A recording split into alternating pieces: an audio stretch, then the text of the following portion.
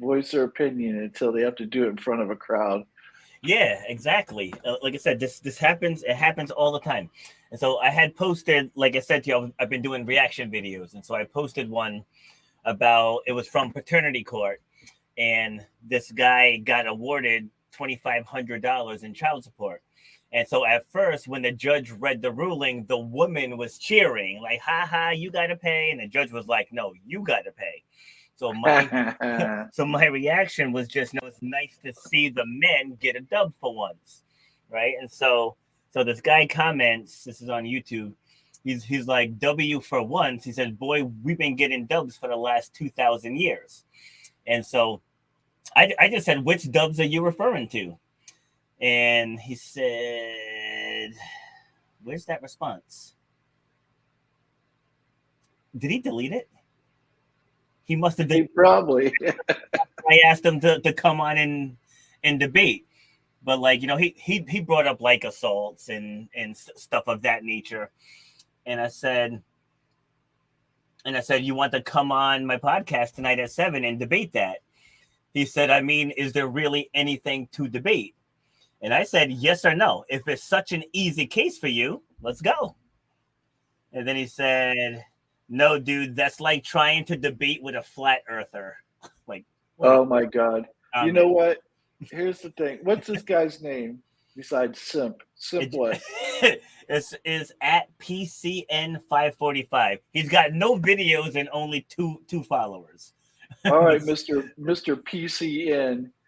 See, you speak from a place of ignorance because you have no idea what you're talking about. To say assaults is a win for men or something, as do you not? I mean, this is the challenge I have when people who know nothing about psychology and what happens to people and how they get to be the way they are. You don't grow up being an abuser. You don't grow up assaulting people unless something terrible has happened to you in your childhood. So what this guy calls a win because some guy grows up and assaults his girlfriend or his wife doesn't realize that he was assaulted and beaten and probably much worse, to be honest with you, in most cases, as a child. And all he's doing is carrying this anger in him his whole life. And he's got to deal with this his whole life. And Mm-hmm. so to call that a win is just complete ignorance on this guy's part. So that, but that's honestly that's where most people come from. They come from a place of ignorance. They don't know anything beyond what the garbage that they hear, and they just regurgitate it. Mm-hmm. And the other side to that is people are afraid to be wrong. They're afraid to be challenged. It's like Right, I didn't even list any of what I would say in response to what he right. said. He's just afraid to come on and share his opinion, especially with two of us here. And so the last thing he said, well, I called him a keyboard warrior. I said, keyboard warrior, got it. I said, I'll be sure to shout you out from backing off on my live stream. And then he said, nah, I debate it if it was worth my time, but that's just a topic that has been covered by so many studies already that there's not a point in debating it. Like that's such a cop out. It is a cop out because again, calling assault a win for men when there's not a man alive who has any sense of decency who would call that a win for us. Just because men do that, don't think that women don't because they do. Yep. And when women do it, they get away with it a big part of the time. Men never get away with it. Men can just be charged with saying, I know this were 100% as a fact. Men can be charged with assault without even assaulting a woman, and just based off her words, can be Yep. taken to jail for that. Mm-hmm. You don't see that happening to men. You don't see a man going, "Oh, this woman assaulted me," and they go, "Oh, you're going to jail, lady." That doesn't happen. So this guy again, I hate these simps who are these wannabe feminists. To go, oh, I understand the plight of the female. It's like it's the only way you can get in their pants is what they're trying to do. Stop it. You're embarrassing yourself. See, and to say undermining or understanding the plight of the female. I mean, they definitely have some struggles that we don't have, but vice versa, because we Right. also have some struggles that they don't have, and that's what gets brushed under the rug. Like I was talking with my mom and my daughter earlier, saying it's like it's a different topic, but same principle. Just like a woman can have all of these standards for a man. And that's called boundaries, that's called preferences, that's Right. empowering. But if a man has preferences, what he wants in a woman, that's misogynistic. And Right. it's the same exact thing in this case. Like to talk about the plight of of a woman, you're being an ally and you're understanding and you're this and you're that, but you talk about what men go through. It's like men commit the most suicides of anyone. Right. Like they can Because they argue. Yeah, I was gonna say they can good. argue women technically attempt it more, but the men see it through more at a much higher rate. Like how many men died in World War I, World War II, Civil War, American Revolution, before women were finally allowed to get on those battles. How many men died in the sinking of the Titanic to save the women and the children? It's like there are a Right. lot of sacrifices, like big sacrifices that men make And that while just get swept. there might be one or two women out there who would be willing to do that as well, but the overwhelming majority of those women will jump their asses on those life rafts in a heartbeat and won't even think twice about letting a man give up the seat for them, not even See, twice. And I that's the watched. thing, like that. It's like this. Taylor Swift has a song out called "If I Were the Man, I'd Be the Man." I go, if you were the man, you'd be bitching because see, you only want the good parts of the being a man. You don't see the bad Mm-hmm. parts. You don't want to see the bad parts, and you don't want to deal with the bad parts. All you want to do is deal with the good parts. Sorry, it doesn't. That's not how it works. Was it Bill Burr who did a stand up Yes. on that, where he's like, equal pay, I'll take a side of that. A dangerous job, no thank you. You can keep that Yeah. one. Exactly. I think he called it selective feminism. you know, you know, and it's one of those things that people are afraid to talk about. Whereas obviously you and I are not afraid to talk about these things.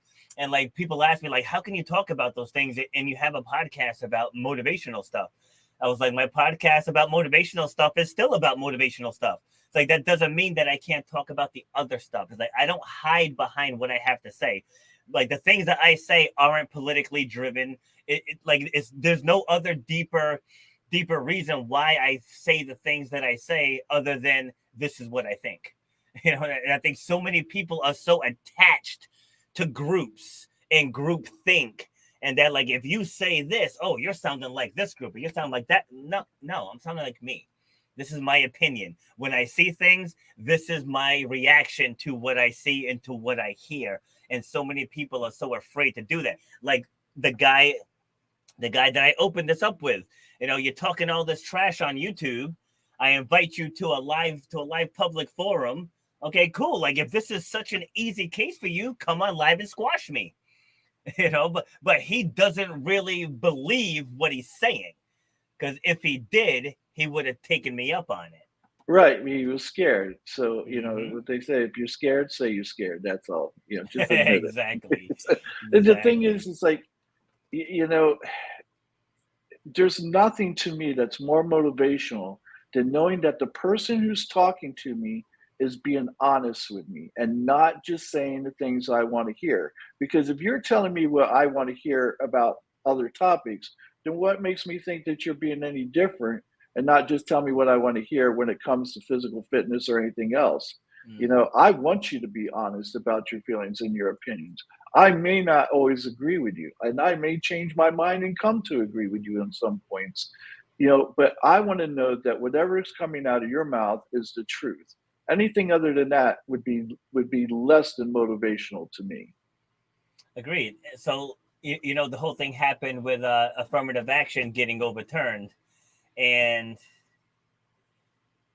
Yeah, I don't know where I stand on that still. I'm still, I kind of I get both sides, and so I'm not quite sure where I haven't completed my thoughts on that yet. Oh wait, hold on. The one I called out is here. He's like, "Who you gonna shout out?" I'm the only one here. He's like, "This is streaming on multiple platforms, there, bud." So any which way, the point is, I gave you the opportunity. You want to come out and you want to actually voice your opinion. Here's your chance. I'll drop you the link, and you can come on here and share your views. If it's such an open and shut case, this should be an easy W for you, right? Because you're all about throwing out dubs, so this should be an easy one. Here you And go. Let me know. Do you want the link? Yes or no? there's And, nothing to fear because we're civilized here. We won't yes. resort to name calling. We'll debate the facts, and we'll debate our positions, and we'll let it lie. You don't have to change your opinion, but you're welcome to state it. See, and again, he's going to continue hiding behind the keyboard. He said, I ain't going to debate you, but a subject that has clear evidence pointing to me You're being right. If you had been here earlier, Mr. PCN, I would have shown you how you are not right. You are absolutely incorrect because you only know this topic from a surface level. And if you got down into the psychology of it, you would see that there's no win for men or women in this topic. Mm-hmm.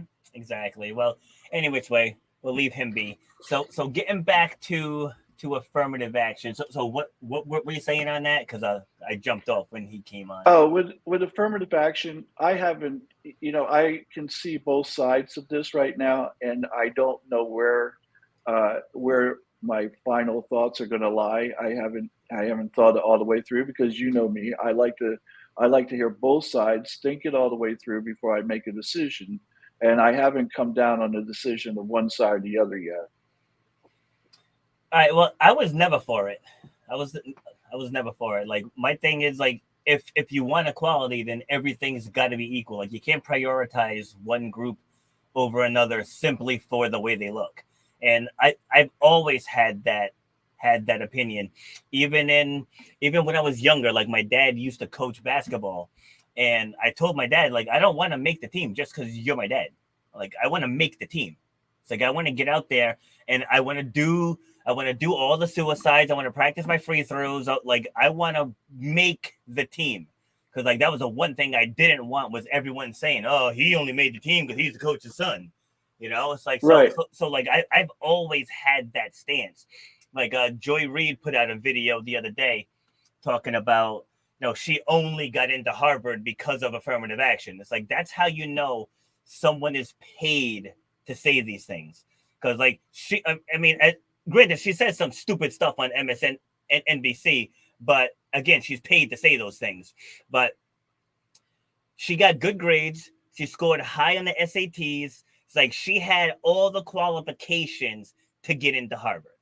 All of the Okay. qualifications. So to just but just for her to say the only reason she got in was affirmative action, that's where I call BS.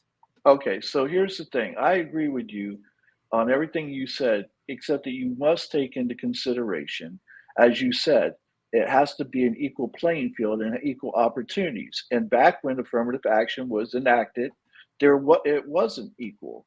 There weren't equal opportunities. You did have an overwhelming um, in every industry in every school where white people were the dominant force behind all the decisions that were made, and if they did left unchecked, would often because of prejudices or whatever would pick white kids over black kids. But not only that, but black kids didn't have the same opportunities. They didn't have the same schools. They didn't have the same education. They didn't have the same teachers. They weren't provided with the same tools as far as books and things of that nature. And so they were behind the eight ball the whole time. It's very difficult. Now, I can't say that's the case today. I think we've come a long way in the past 50, 60 years.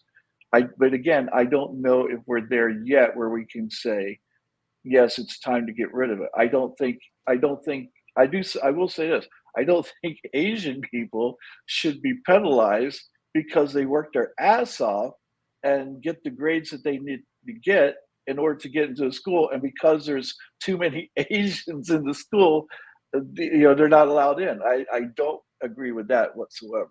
I was actually watching a video on that just before we came on with this Asian woman was talking about that, because like in the different cultures, especially in the Asian cultures, it's different than here. You know, where here it's like you know you're kind of coddled until you're like 30. Right.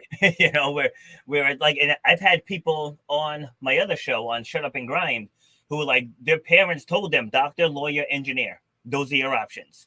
You know, and they're engineered that way from grade school. Ooh, I gotta write that down because I gotta bring this up later because it was something else I saw that was relevant to what we discussed a couple weeks ago. But yeah, but it's doctor, lawyer, engineer. It's like the biggest problem within the Black community, and I've said this to you on many times, is the low expectations. That's the biggest issue. Like that's my biggest thing with this. Is saying, well, Black people need this, or Black people need that, or Black people don't have access to this and don't have access to that. It's like I can go through any inner city, and the majority of the people got Jordans on. They got a smartphone, you know, and it's like all of this stuff. It's propaganda. Like it's propaganda suppressing them, but for votes. That's what it is. Like if Black people become self-sufficient, that will hurt the Democrat Party. It will absolutely hurt them. And for people that doubt that, all I'm saying is pay attention. Like just pay As attention. And as we get further into 2024, watch the media manipulation. Like anything that happened to a Black person is going to get absolutely magnified. And only the Democrat Black people. Things can happen to conservative Black people all day long. They could care less about that. But that community is so used by the politicians, it's absolutely insane. And to me, that is why the playing field isn't level. Because this is proven, like I don't know the exact numbers, and I think it was a Yale University study, Yale or Stanford, one of those Ivy League schools, with like if you take someone of any race, you put them in a two-parent home, you put them in a good school system, and if they don't have a child as a teen, that kid is more than likely going to have a successful life. Now, it has so let had me nothing to do with race. Go ahead. let me ask you this, because we've gone back to this conversation several times, and you say that the Black community has failed these kids, and I'm not in disagreement with you, but I want to know how, because here's the thing: before the civil rights movement, the Black community prospered Mhm. quite. I mean, and the Black family were prospering because there were Black businesses, and they would and they would cater to the Black community, and so a lot of times the money stayed within the community and continued to build the community up. Correct? Correct. Okay. So what happened after the civil rights movement, where did it seem like to the Black community, let's take advantage of the system? Was there an easy way, instead of working, your 9 to 5 job, instead of starting your own business? Was it in the Black community where they said, "Oh, look at this easy way we can make money, and we don't have to work these jobs," when it was just a trap? Do you think that happened? Well, I believe that the government is not in control. Like I've said this probably at least once every single show. The government is not in control. The billionaire ruling class is in control.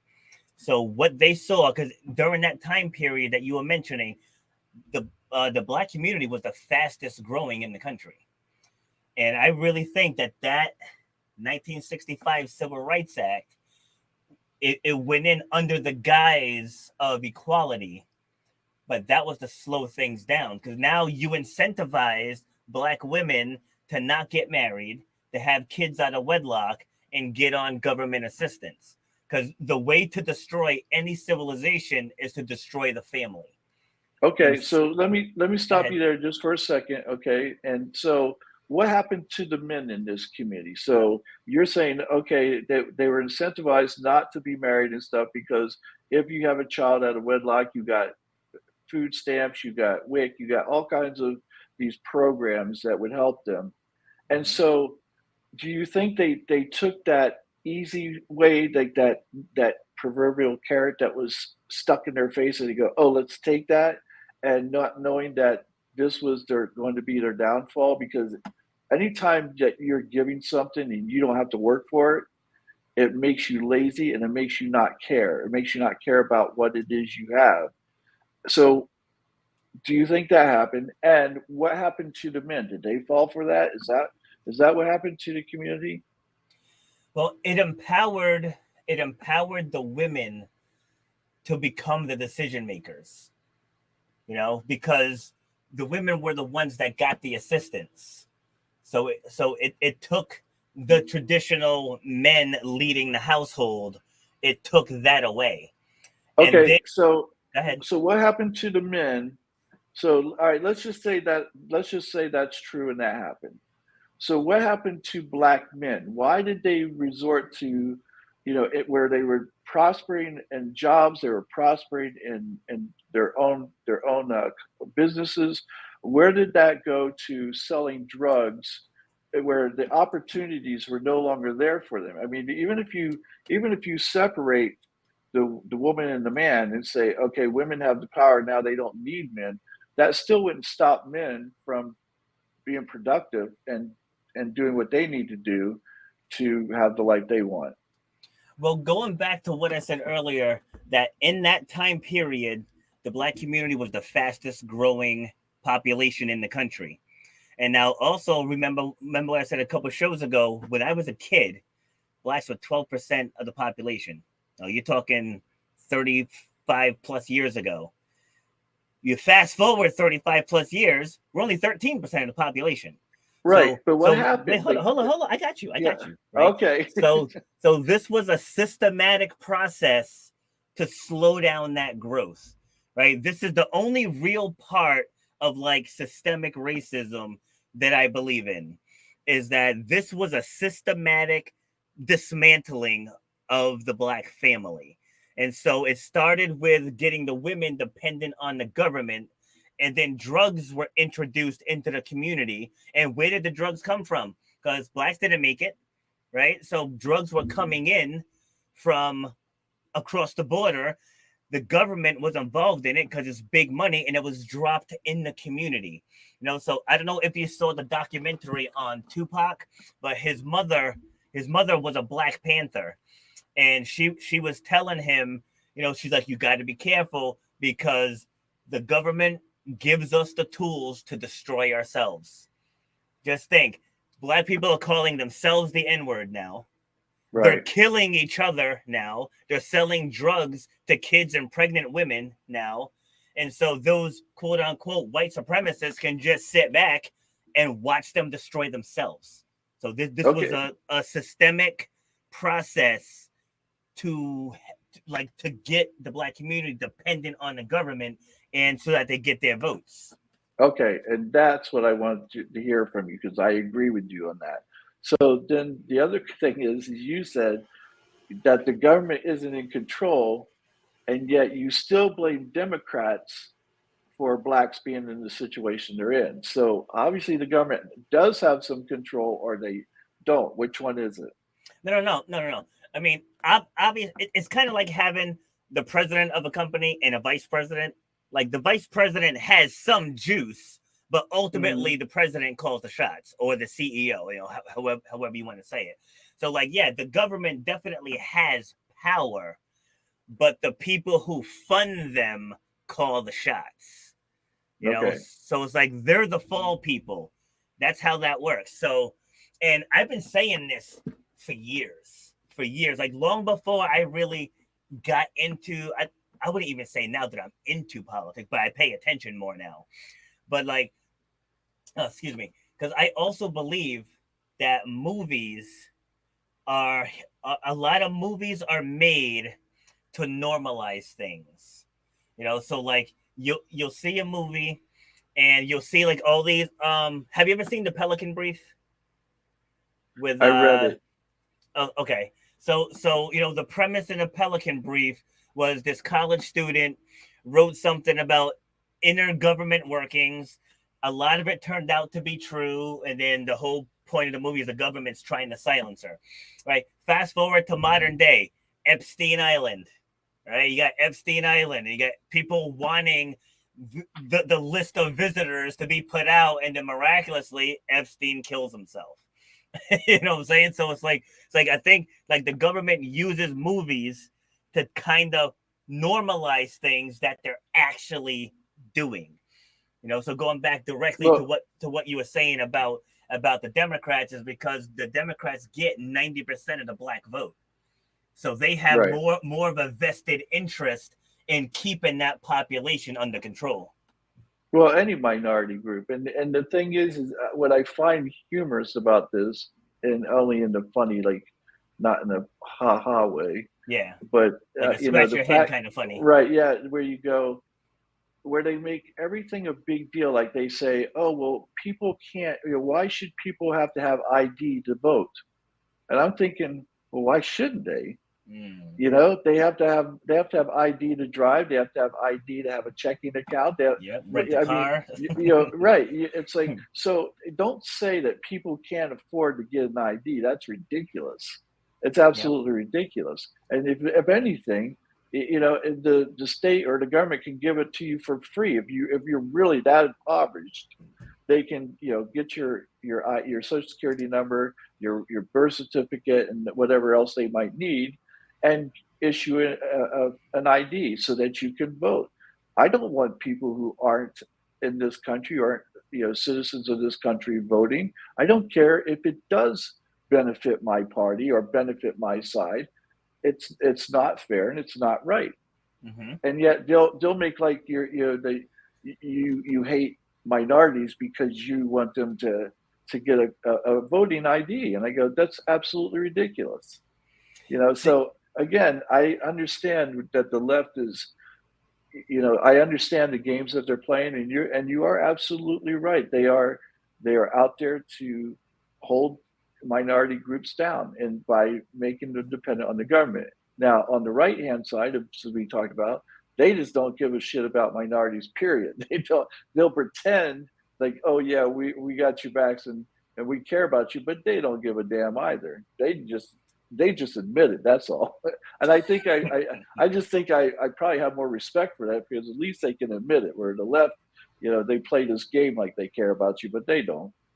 Well, I've said that to you too, that the one thing I do respect about Republicans is that they say who they are. It's like the left's kind of flip flop to whatever's popular at the moment, and that I don't like. It's like, again, going back to affirmative action or even Roe versus Wade, like the conservatives have been saying forever, if we get control of the Supreme Court, we're overturning these two. Like they didn't make any bones about it. They just came out and said it. But like, there's just so much flip flopping. Like I remember back in 2020 when Joe Biden was on this defund the police kick, and then in I think it was late 2021, maybe early 2022. Where it's like, oh, we don't need to defund the police. He's like, we need to expand the police. He's like, we need to protect our police officers. I'm like, where the hell was that a year and a half ago? Like that's not what you were saying when you needed those votes. So as I was saying, as we get into 2024, just watch how the messaging shifts, because it's all nonsense. Like if they truly cared about the people, then they would actually put forth the right people for us. But that's not what happens. It's not. And Bernie Sanders is a prime example of that, where he's somebody who cares about the people. The DNC, Hillary Clinton, Barack Obama, Biden, all of them did everything they could to make sure that Bernie didn't get the nomination, both in 2016 and 2020, and because they are corporate Democrats who take corporate money and they don't want to lose the power to money. But the right does the same thing. It's just the same thing on the right.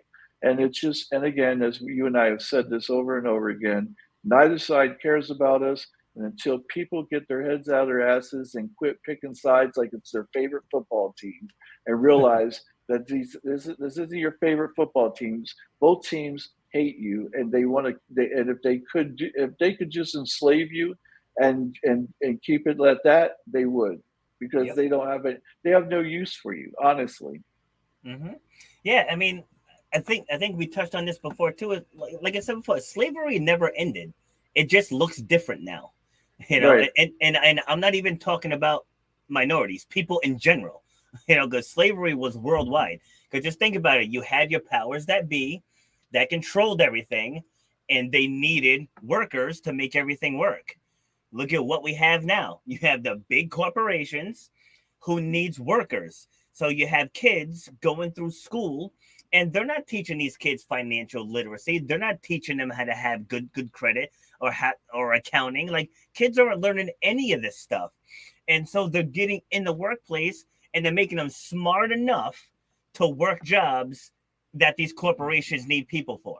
It's like they're not teaching people how to benefit from capitalism. Like, if they actually did that, things would look a lot different, but they would have less workers for their corporations. So that's why these kids are taught the bare minimum, and then it takes people becoming entrepreneurs and getting mentors and workshops for them to be able to build themselves up, because that's not the goal. The goal isn't to have these kids come through and become millionaires. Is to keep them just smart enough to work the machines in the factory, to work the front desk at the movie theater, and so on and so forth.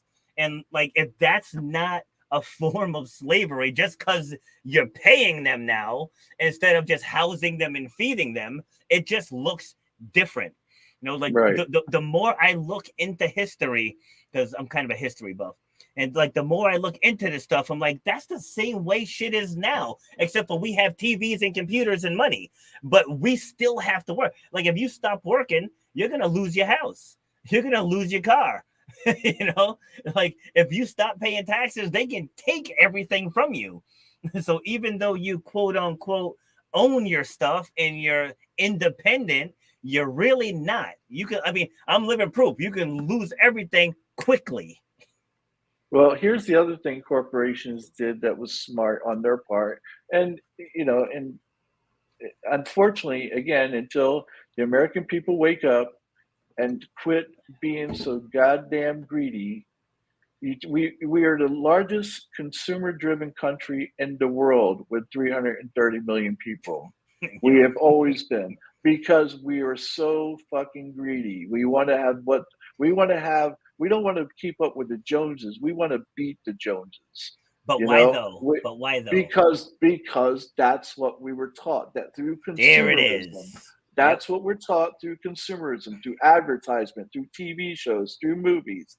That's what's been indoctrinated into us to do. So we Yep. buy into that. If we could just sit back and go, you know what? I don't need all this garbage. I don't need all this crap.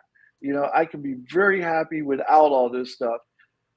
We don't both, if it's you and your wife or you and your husband or whatever, we don't both need to work. One of us can Mm. stay home. I promise you, people, if you just wake up, if you only had one breadwinner in the family, I don't care which one breadwinner, and the other one stayed home, it would cut the workforce in half. These companies would be scrambling, trying to find people to work for them. And guess what would happen? All the benefits, all the perks, all the pensions, all those things that went away would come back overnight, because they would need it in order to not go out of business. But because they've got us to where we're all thinking about ourselves, so we don't think about each other, we stay greedy. We'll stay working our asses off for pennies because we're too stupid to know that we're being used. So you get what I keep saying this. If you don't like where you're at in life, it's your fault. You're there because of you, because of your behaviors, because of your actions, and because of the way you think only of yourself. We have the politicians that we deserve because we're okay with them being thieves and liars, because we're thieves and liars. So if you want things to change, you be the change, as they always say.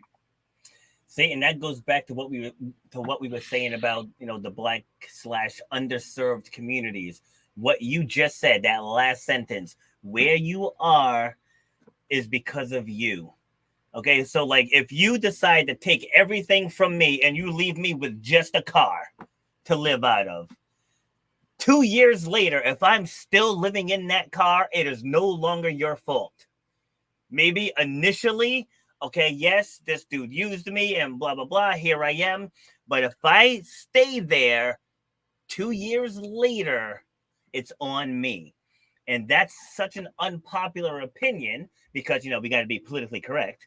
But it's true. When people keep talking about some of the after effects of slavery, it's like, yeah, some of it is still present. You know, it's like, I'm not dumb. You can just drive. I think I told you when we went to Jacksonville for that race, where we stayed in Jacksonville was beautiful.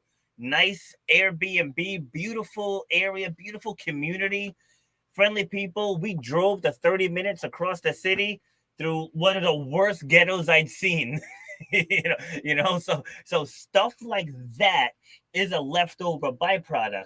But then I go back to my parents, and they got us out of that community. It wasn't the government, it wasn't society, it wasn't anything else. Dad was like, we ain't staying here. Like, it's not happening. Like, he made that decision.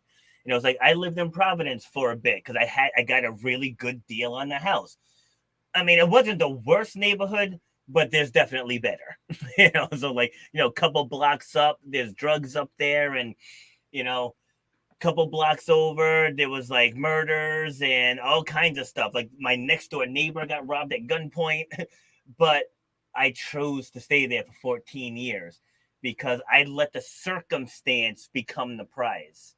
Saying like, where else am I going to get a house? I think I was paying $800 a month, I want to say, for a 4-bed, 2-bath house with a partially finished basement, detached, huge garage that I used to start my fitness business. So, but that's the thing, is you let your circumstance become the main prize. So finally, when I was like, we can't do this anymore, because just the crime was getting worse and worse. And I was like, we're here because I'm keeping us here. That's why we're here.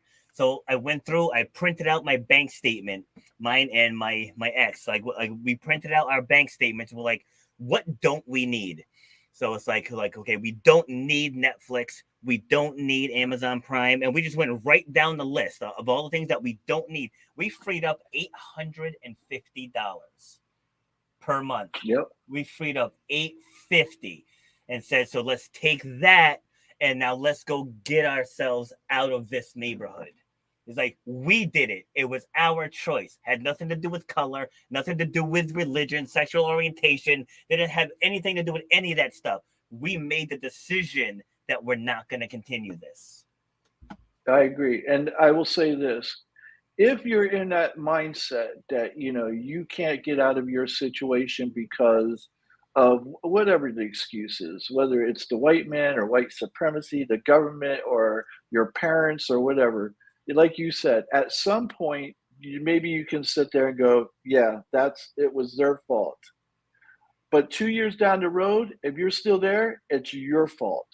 Mm-hmm. And unfortunately, it's because people aren't taught to think outside the box, to understand just because you're there doesn't mean you have to stay there. Yes. Just because you were broke doesn't mean you have to remain broke.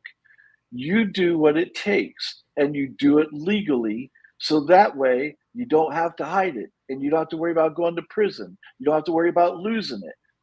Do it the right way. And yes, do you have to work? You're damn right. You have to work your ass off. Anything that you didn't work for, you will never appreciate and you will never care about. And when you lose it, it won't matter to you because it was never yours to begin with because you didn't earn it. Yep. So when I left the gym the other day, I had stopped by to get some groceries. And as I'm coming out, there's a panhandler there with his sign and, looking for money, standing right next to a now hiring sign. Standing right next to it. Now, as you know, just a few months ago, I lost everything. Mm-hmm. Everything. Never once did it pop into my brain, oh, maybe I'll just roll down to the supermarket and stand out there for 8 hours and let people give me money. So it's like, you know, and people will say, "Oh, well, you never know what people are going through." I said, "I don't know what people are going through, but I know whatever he's going through right now, there is a sign that says we can help you." He's standing right next to a now hiring sign. You know, Right. you know what I'm I saying? So it's listen. a choice. I've done that before. When I worked for a company back in the day, and there was this guy who said, "We'll work for money." I was like, "Are you serious? Will you work for money?" And he said, "Yeah." I go, "Listen, my company's hiring right now. You get in the truck. I'll take you down there. We'll get you signed up, and we'll get you working today." No, that's all right. Thanks. I was like, okay. So your sign's bullshit is all it is. Mm-hmm. It's just a way to get where people will give you money because they don't have a job to offer you. And so they're going, well, at least he'd take a job, but no, you won't. And again, that's not everybody. Yep. And it's unfortunate because there's so many. I remember being in Germany one time, and no, was it Germany? Yeah, I think it was Germany. And there was this guy and he was panhandling or whatever, and I felt bad for him. He gave me this sob story, gave him some money. About 2 hours later, I see him and a group of people with all this money on the table because they were all out collecting money together. Mm. Me and my buddies walked up and I went up right to that table and I grabbed my money back off that damn table. And they're like, "What are you doing?" I go, "Listen, you little fucking con artist." I go, "I'm not giving this to you so you guys can sit here and bank." I go, "I gave it to you because I felt sorry for you and your stupid story, and I'll Mm-hmm. do something." And I walked off with my money. It was just, but it's unfortunate that you can't trust people and take them at their word because I Exactly. know they're hurting people who really do need help. Yeah, because like I had gone to a food pantry. This is maybe about a year ago, and so I mean, because like with the food pantries, they have to give away the stuff, you know. So Right. it's like I would go on a Saturday, and I would always be one of the last ones there, you know, because like I don't want to take stuff from people who are like legitimately scraping pennies to eat. But at the same token, if they got to give stuff away, they got to give it away, right? So Right. so I go in, and I left with a good amount of stuff because also towards the end they kind of just give you stuff too, especially the perishables. So you typically make out pretty well when there's a lot of stuff left over. So anyway, so I leave there and I go to Lowe's, and then as I'm pulling in, I see this woman and her two kids just sitting out there. So like, if it was just a woman, I probably wouldn't have even paid attention. But I saw the two kids out there, and it was hot. Like it had to be in the 90s, I'd say. I know that's nothing for you Florida peeps, but up here that's hot, right? That's hot. So I go into Lowe's, and then as I'm leaving, I locked eyes with her, and I don't know. I when I looked at it, I just saw something because like sometimes the panhandlers, their eyes are just dead. They're just Right. standing. I don't know, but I saw something, so I ended up going home. And then I don't know, something just came over me. I got a box and I just got everything that I could food wise, filled up this box, went back and I left it for her, you know, and she was just like very, very thankful and grateful. But like I said, it was mainly the kids. I was like, because it's one thing for you to stand out there for a couple hours, but to bring your kids with you, it's like you gotta either you're a genius and you know that that's marketing genius, or like you really have to be in a bad spot to have your kids out there in the blazing sun. And they were a Muslim family too, so they were covered head to toe. You know, the three girls, they were covered head to toe. So I'm like, they have to be roasting out here. But I just felt the need. I was like I'm not giving you money, but like I gave her a big good sized box of food. Right. Well, see, that's the way it should be. Yet, this is one of the problems I have with conservatives and religious conservatives, for that matter. Practice what you preach. Practice that Bible that you swear that you read all the time and that you adhere to. Because if you're going to do that, then you would have compassion for people and you would be more willing to give. But they're not. They all they do is look down on them and talk about how they need to work their way up. Pull themselves up by their bootstraps and all that nonsense. And again, I'm not speaking about all of them because it's not all of them, but it is overwhelming majority of them. You can see it even in the politicians from people like, you know, Marco Rubio to Ted Cruz on down. You know, and Marco Rubio, you know, his parents came over here to flee Cuba, and yet he has zero compassion for other immigrants who are fleeing similar situations from other countries and doesn't want to let them in. What a hypocrite. I want to kick his ass right back into Cuba and make him stay there because that's where he belongs. I have no time for people like him who by the luck of the draw, he happened to be able to come into this country, and now he's going to fight to make sure everyone else stays out. How do you do that? You know, it's like Kamala Harris. How do you sit there and fight to keep people on death row when they have been found innocent through DNA that they're not the guilty party, and yet instead of doing the right thing, you want to keep them on death row? I have nothing for these people. See, my thing with immigration, if you try to go anywhere else, like you couldn't even waltz into Canada. Well, that's not true, because Canada and England and all these, you know, especially during the war over in Yemen and stuff, they've taken in tons of refugees, more than we have. That's different. That's different. That's different. I'm just saying, but there's a process. You know, it's like, and I don't think people should just be able to waltz in and get benefits like that. I'm not for, especially when there's poor people here who aren't getting benefits. There aren't any poor people in this country who shouldn't be getting benefits. If they're not, you can thank the right for that, because as you said, the left loves giving shit away because then you're dependent on the government. So you can thank the right. Look, I believe that there's a happy medium there somewhere where you give something away, but you don't give it all away. I believe in working for stuff. I believe that we should have free healthcare, if you want to call it free healthcare, but I believe you should be responsible for your health. If you're not willing to do what it takes to take care of your health, why should everyone else in this country have to pay to keep you healthy if you're not willing to do it? So I think that there should be a cost to us, because again, I'm not going to appreciate my health if everything is given to me and I don't have to do anything for it. You can see this in a daily occurrence with people who take high blood pressure medication, people who take insulin and things of that nature. It's like, instead of just eating right and exercising, they'd much rather take a pill or a shot because they're too damn lazy to do what's right. They want the easy way out. So one thing I gotta say, I saw this video today and I should have sent it to you, because I say this all the time. Anything that politics touches goes to hell, right? So I saw this video today that the left is now saying that fitness and being fit is a right-wing thing. I heard it was misogynistic. No, wait, what's it? I know that it's fat shaming or something. Fatphobic, but it was something else too. I want to say they said it was misogynistic or something.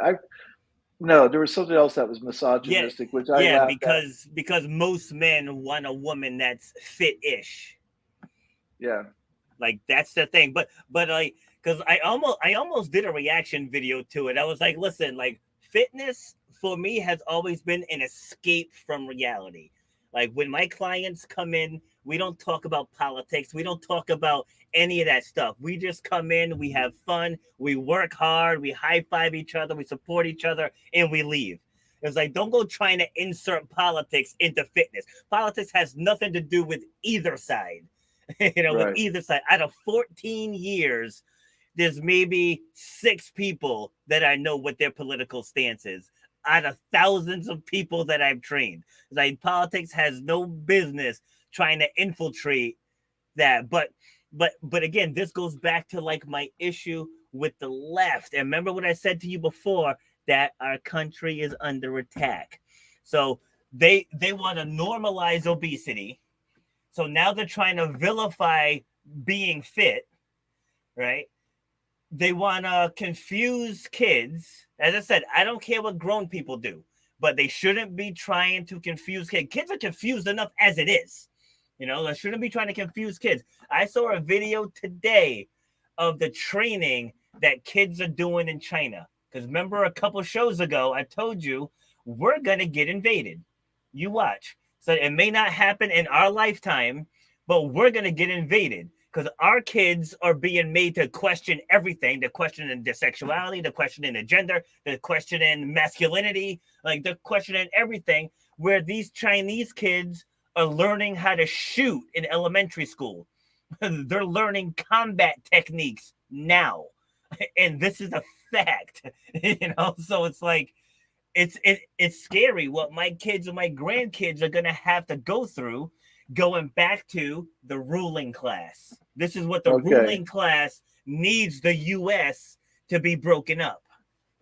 All right. I don't agree that we'll be attacked by China or any other country, not physically, not with an army. If we're attacked, it's going to be the way, like, yes, we're under attack, but you just joined it. You joined that army. You joined the army of TikTok. That's how we're being attacked. No, we're being attacked.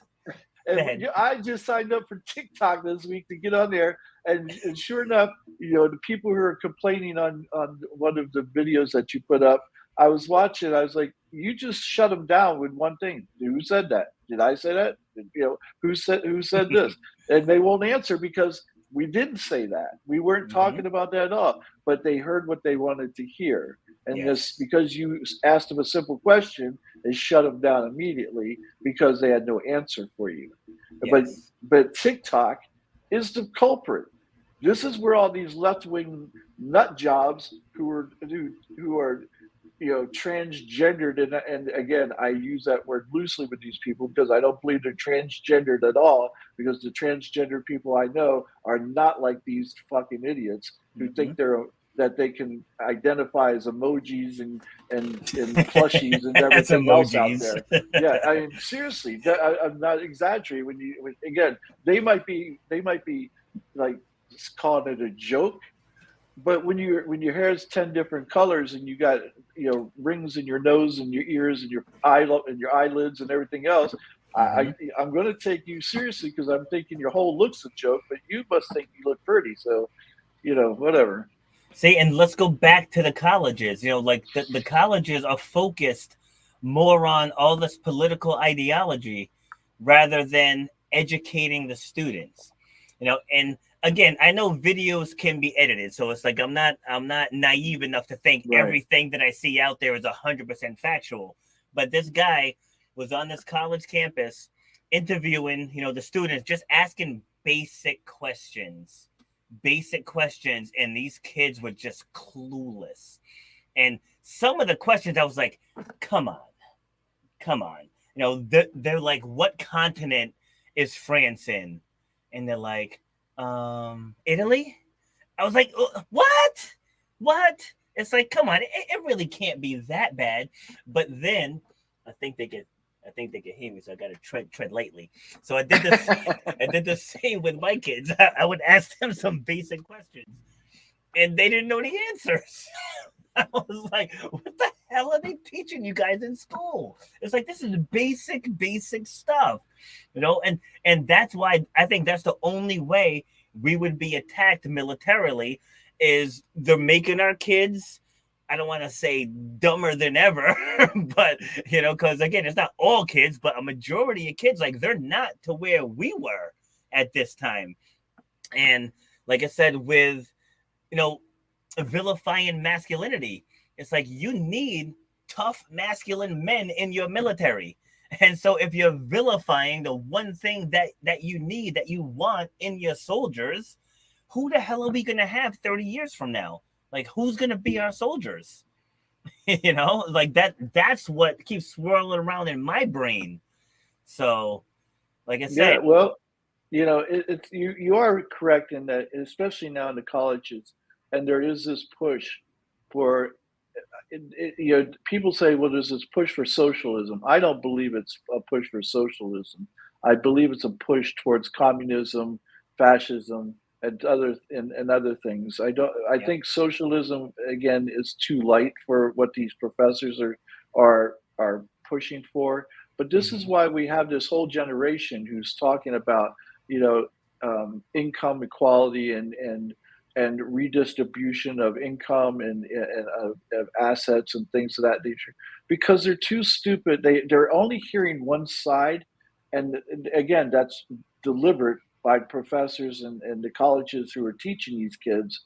They're not being taught both the good and bad. They're just being taught the good, and they're being taught the bad of capitalism.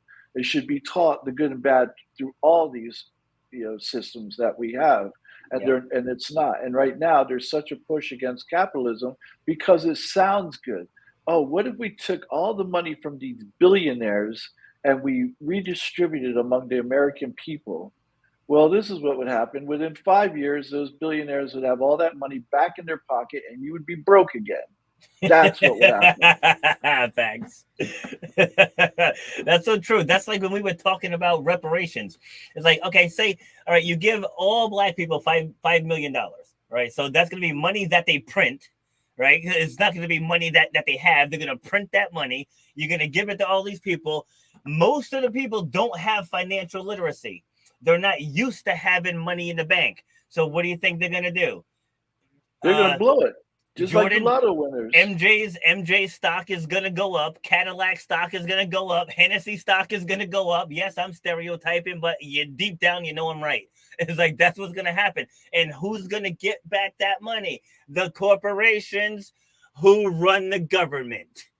It's one big circle. And then once people sift through the BS and you see that the government giving you anything only benefits the government. Those stimulus checks, those $1,200 checks that people got and put right back into the economy, that went right back to the corporations, that fund the politicians. It's one vicious circle. So, I will tell you this: give me a stimulus check because mine didn't go there. I can tell you, mine went in my safe. That's where it went.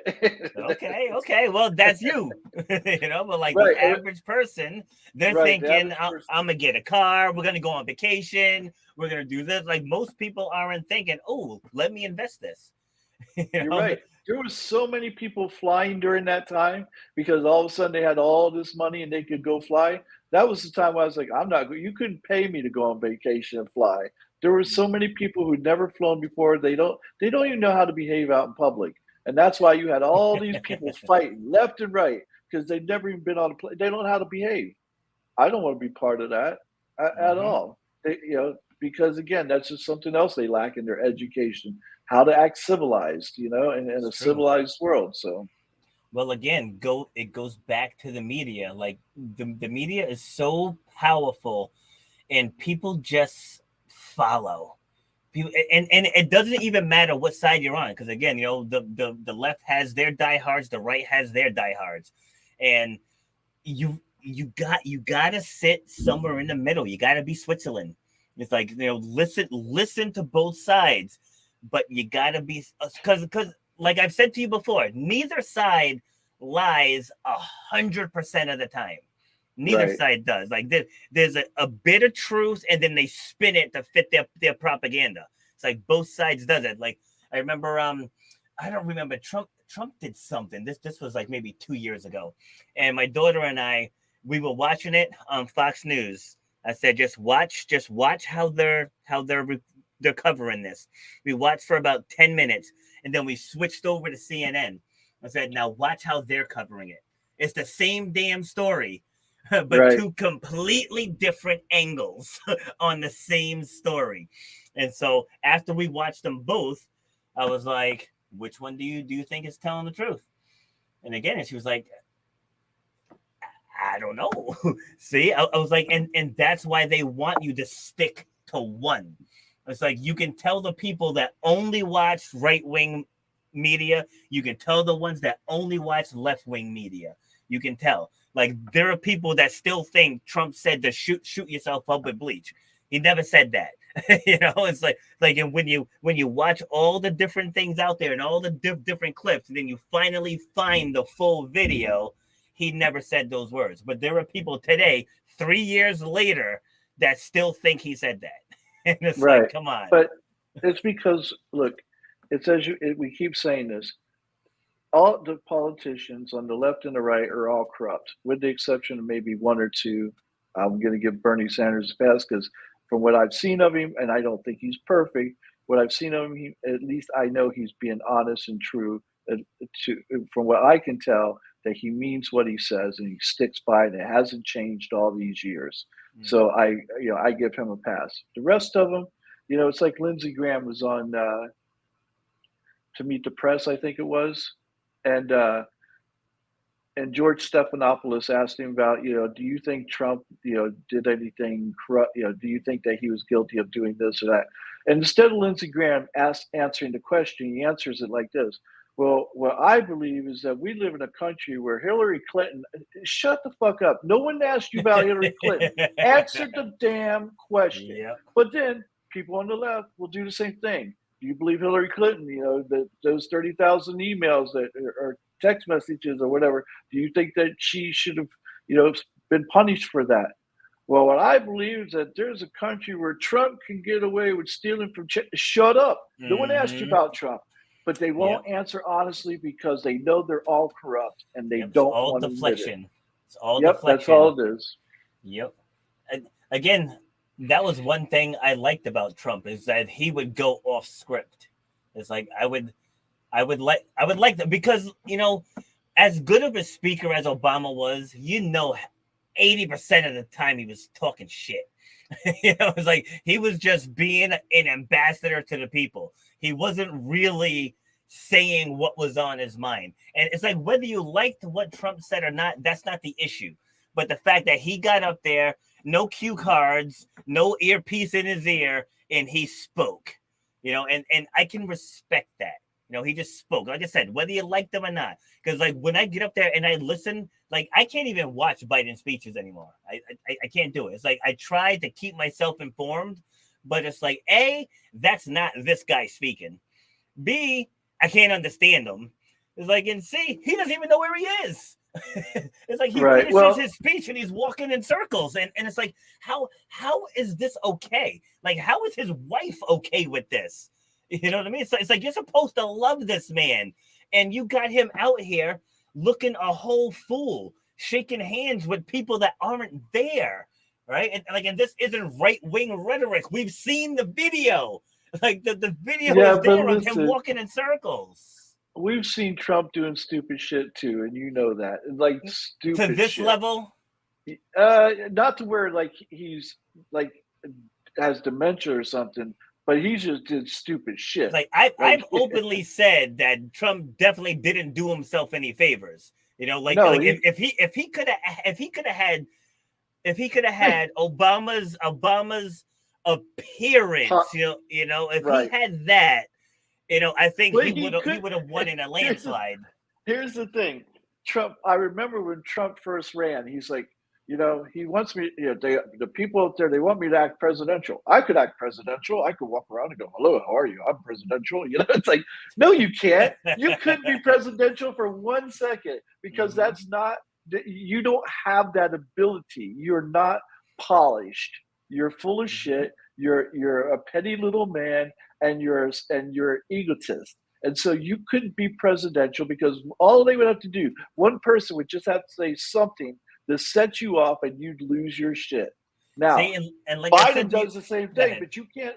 Right now, like there's this thing about Biden called somebody a bitch or something. I go, okay. 1 minute 1 minute you're trying to say this guy, doesn't know where he's at or what he's doing, and now all of a sudden you're threatened by him because he said "son of a bitch." Which is it? You can't have it both ways. You can't say I'm afraid of a frail old man. That doesn't make any sense. Either he's frail or he's this, curmudgeon that puts the fear of God into people when he's around. Which one is he? So but that goes back to the double standards on both sides, though, because there's something that Biden can say and he'll get away with it. Trump can say the exact same sentence and he'll get friggin' vilified. So it just depends, But again, that goes back to the whole system is rigged.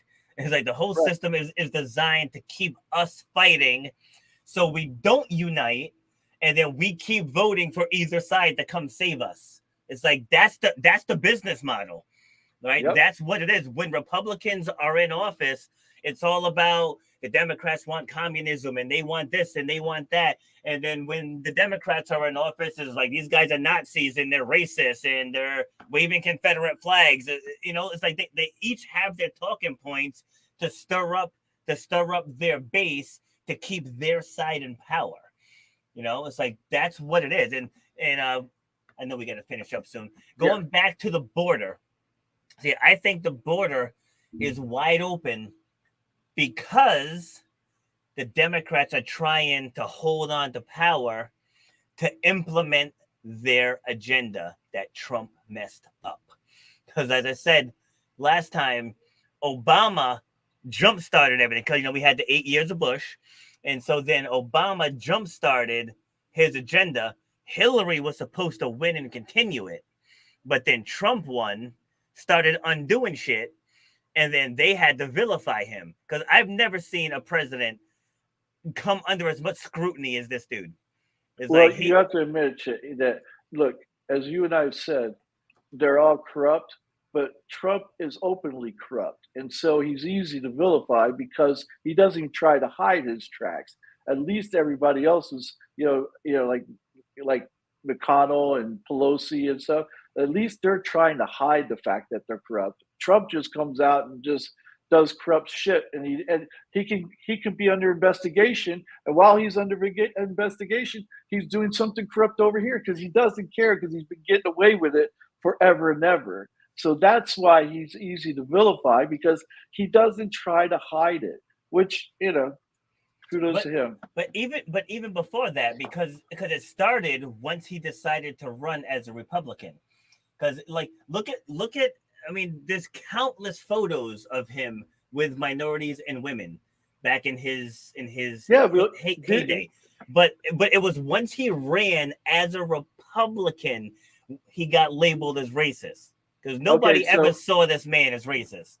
Okay, so here's the thing, and this is what I don't get, because as far as I know, this was a true statement that he made. He said that if he were ever to run for president, he'd run as a Republican because they were so easy to fool. I'd have to agree with him, because the fact that the evangelicals think this man ever opened the Bible ever in his life cracks me up. That brings me back to LeBron James, right? Do you remember? I don't know if you saw this video where LeBron's in the locker room. He's got a book open. It was the autobiography of Malcolm X. And the reporter was asking him questions about the book. And you could tell he was pulling shit from the sky. It's like that. Right. You could tell he never read a word in that book. He's sitting there with it on page 1. And then you see him 2 or 3 weeks later, and he's barely two pages beyond that. You know, and I only bring that up just because all the public figures do it, even outside of politics. You can take the CEOs, the vice presidents, you know, they all do it because it's all about image. It's all about stature. It's not about facts, you know, and because like I said earlier, because every side has their sheep, and whatever you display, your sheep are going to pump you up. That's just how it is. Listen, all this is reminiscent of Sarah Palin when she was asked about magazines or something. Well, what magazines do you like? Oh, or do you read magazines or something? She goes, oh, yeah. Well, which ones do you like? Oh, I like them all. You know, anyone in particular? No, I just, you know. And when I remember when she said, no, I like them all. And she was pushed. Well, would you like to, you know, talk about at least one of them? No, I don't want to. Same thing when Trump said about, you know, the Bible. Well, is there a particular passage you like? Oh, I like them all. Is there one that you hold dear? No, they like, I like all of them, you know, but I don't want to talk about it because it's very personal. LeBron James. So what do you think about the book? It's very personal. I don't want to talk about it. It's very deep. It's insightful. It right. Talks about the impact that he had on the community. I'm like, you can tell. That's like when you go to watch a movie and you tell your friends about the movie, whether you liked it or whether you didn't like it, you can usually just rattle off what happened. So like if you're actually reading this book and you're into this book, you shouldn't be it's like, yeah, damn well you didn't read the book, so stop. Look, but that goes back to the whole groupthink thing. So like for Trump to run as a Republican, you got to be able to talk about all of the Republican talking points. And that's the part I can't stand, because like if he knows, because like it's possible to be spiritual without being religious. Like I talk about this on Shut Up and Grind all the time. Like it's possible to have faith, and it doesn't have to necessarily be faith in God, right? You just got to have faith in something. Some people think it's the universe. Some people think it's themselves. Some people think it's the greater good, right? But all three of those things require faith. So it doesn't always have to be religion.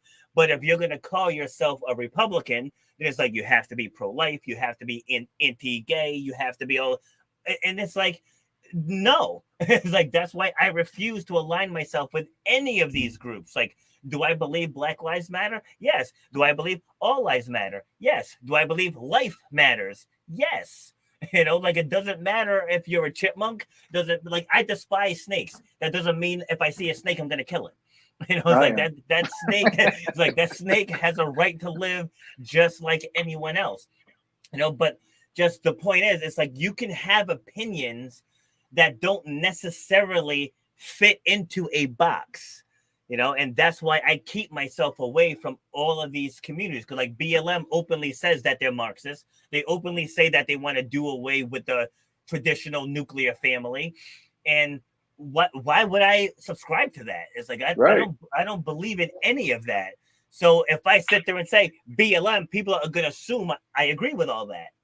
So it's like I just back off. Like I said, I don't call myself a Republican or a conservative, but I agree with some, but I agree with some on the Democrat liberal side as well. Right. So it's like, but I'm not 100% for either side, and I don't have to pick one. I don't care what people say. I don't have to do anything. So like, because people make it sound like there's a gun to your head and you have to pick a side. It's like, no, I don't. It's like, I believe Black Lives Matter. I believe everyone's life matters, regardless of what you do, who you are. Even though we have opinions on transgenders, their life matters as well. So it's like, if you're believing in life, you have to believe in everyone's life. It's like, you can't just prop up one group because you're going to end up shitting on another group. And I think that's what gets lost with all of these things. Like if we were to have a White History Month, people would lose their minds. So it's like, I don't want to see a Black History Month on the schedule. And I agree with you. I think there shouldn't be a Black History Month. There shouldn't be a gay Pride Month, but the only reason these things exist is because until these things happen, they were never included into the history. Like even today, they're still trying to do away with the word gay in states like Tennessee and Kentucky and all those backwoods damn states back there, and Florida, which I live here with DeSantis. And the thing is like, you have to recognize there are Black people in this world, there are gay people in this world, there are transgendered people, Asian people, women, men. They're all of us. And if we did something in history, it doesn't matter that whether they were gay, Black, or anything else, but they should be recognized for their contribution to society. And and I would like to say that one day it won't matter whether that person was gay or Black. But until we are truly equal in this country and in this world, it will matter, because that's where people or young kids can identify and go, oh, wow, someone like me did this. And it is important that these kids have idols or people that they can look up to go, wow, I could achieve that. I could do something like that. So, again, it's a much deeper subject that would take us forever to get into. But so let me do my ending if I may. Wait, hold on, Oh, because I want to respond. I want to respond to okay, that first okay, all right, sure. because I actually debated with someone. She was a black woman, and we were talking about that, about like, it's important to see someone that looks like me, and I pushed back because I was like, not necessarily. I said, because again, I come from a very competitive family, so like I know upbringing matters, and so within my family, we were just all about win at all costs. Doesn't matter what's in your path, win at all costs. And even now, when I'm training the kids at the school, it's like like the color doesn't matter. Like it just really doesn't. Like I've been inspired. You know how many white people I've been inspired by their actions, by their work ethic, by their leadership, by their speaking ability. It had nothing to do with the color of their skin. So to me, it doesn't matter what they look like, what their orientation is. It's like, what can I take away from this person, from this Okay, person?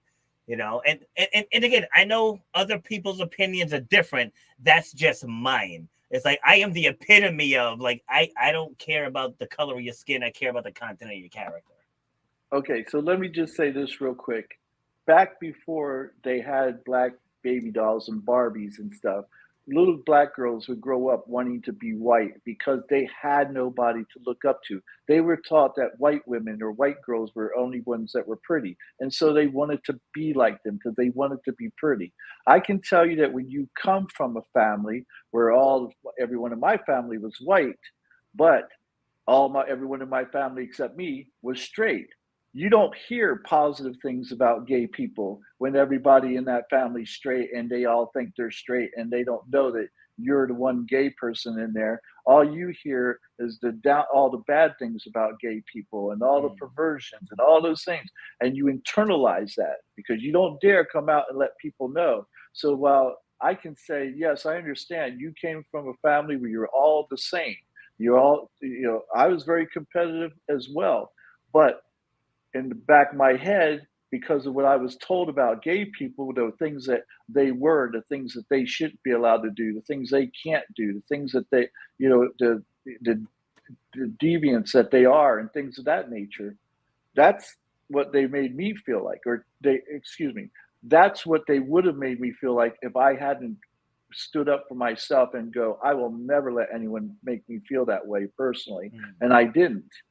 But that's why, it took a toll on me by becoming this hyper masculine guy and feeling like I need to fight anybody who challenges me on any stupid little thing.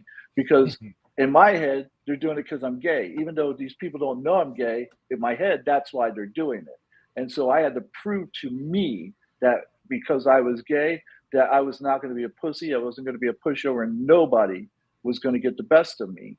And when you grow up like that, and you let that affect you up into your adult life, even in your later years, it really does weigh on you. And so there's a lot of that goes on because of the family structures that we grow up in, the neighborhoods that we grow up in, and the environment that we grow up in. And so we need to be considerate of that as well, and that not everybody has that that family unit or that environment where people are positive and always like pushing you to do better. See, but that goes back to what you were saying too about you can hide it, whereas I can't. I Right, walk in, I but walk into everybody. any room and be prepared to be stereotyped.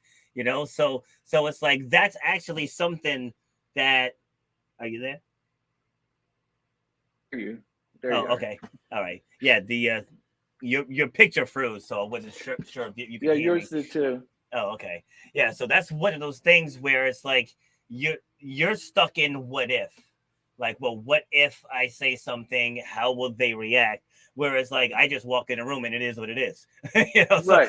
like that's something where I think that's actually easier for me or someone like me to deal with because we can't hide it. You know, it's like we just gotta walk in a room and do whatever. So this restaurant I've been working at, in less than 2 months, I got two promotions and 2 raises. You know, and I'm one of the only darker skinned people in there. I think there's 1, 2, 3 of us in that whole place, and there's 111 employees. But I'm already flying up the ladder. It's got nothing to do with the color of my skin. They didn't need affirmative action. I walked in there and said, they gonna F around and find out how good I am. You know, like that. Exactly. That's what it boiled down to. I walked in with humble pie. Told you, after being a general manager, I was bussing tables. But I swallowed my pride, and I even told them at the interview, because at first they weren't going to hire me because I was overqualified. Right. I was like, let me get my foot in the door. Let me show you what I'm capable of, and then you guys decide where I'm best fit, you know, for your business. And right. And now that I'm training again, I don't even need to work there, but they treat me so well in there. And again, management staff, all white, all like older white people. So by society standards, they should all be racist and holding me down and all this other crap. And they embrace me like no other. And why? Not because I'm black, not because they need a black person on the staff, is because when I'm there, and to quote the big boss, he said he pulled me aside this one day. He's like, I want to thank you for your effort. He's like, you come in here and you don't stop. He's like, no matter what's going on, he's like, you don't stop. He's like, I love to see it. He's like, thank you. Like, and I was like, oh, you know, because it's nice to be recognized. But again, that goes back, right? And we can end with this. No, that's right. You had to end and you wanted. But I'll end my part with this. It goes back to when I was a kid and my dad saying, people will always see the color of your skin. It's up to you to help them see past it. You know, so like a lot of the views that I have stem from that sentence. So whenever I hear people say, oh, well, black people don't have access to this, like, no, stop. Just stop. You know, like the bulk of my family is from the inner city. I've spent a lot of time in the Bronx, in Brooklyn, in Queens, Far Rockaway, and people know how to navigate the city. They know how to get around. They know what subways get you to the DMV. They know what subways get you to the voting place. That's all nonsense propaganda. It's like, if your thinking of black people is that low, maybe you need to look in the mirror. Exactly. Okay, my closing, real quick. Hey, Democrats, Republicans, listen to me. Last damn time. Neither side cares about the other. You don't care. Republicans don't care about you. Democrats don't care about you. They're both corrupt. Quit thinking that they're your favorite baseball or football team. They're not. They're corrupt and they're using you. They're using all of us. And until you get your heads out of your asses, and that's where they are, I'm telling you, pull your head out of your ass and you'll see the daylight. And then you'll say, oh, holy shit, they've been using us. Exactly. Do that. And guess what? The people of this country can take this country back, get these fuckers out of there once and for all, and be done with them and get the government that you want. But in order to get that, you have to become what you want them to be. You have to be it first. That's it. Love it. Drop that mic. Wait. Where's the gavel? Where's the gavel? I got the gavel. There you go. Done. That's great. All right, let's stop this. Good stuff.